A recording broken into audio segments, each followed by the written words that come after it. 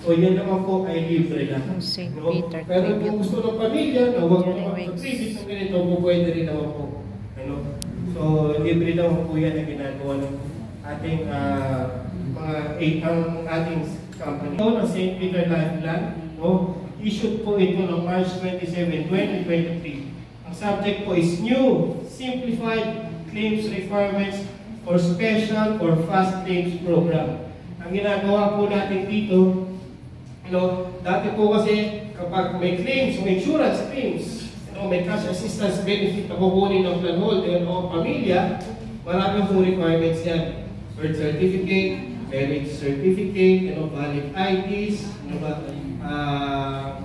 waiver of rights, mga statement of claimants ng mga doktor. So maraming po dokumentong inihingi dyan.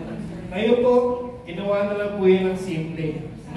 Contract na lang po and valid ID ng beneficiaries.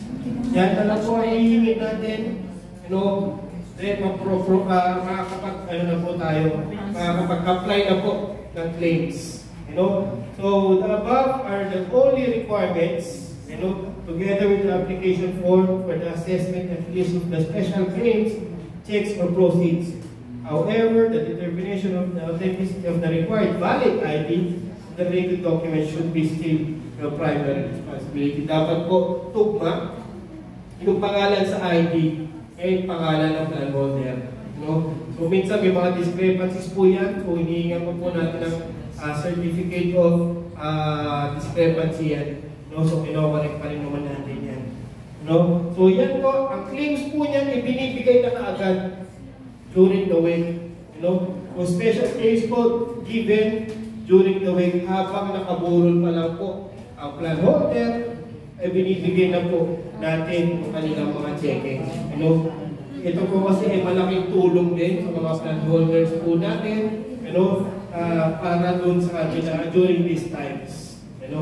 So agad-agad po yan. Kapag yung mga kakamatay pa lang, wala pang burol, hindi pa lang ine-embal pa lang, magsasubmit pa agad ng dokumento.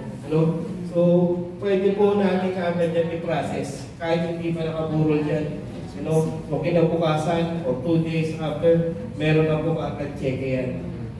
So depende lang po yan. Then ang pagkamatay, minsan may mga namamatay po ng Sabado. Tulad po ngayon, Sabado, wala po kami head office yan. Ang process na po yan Monday na.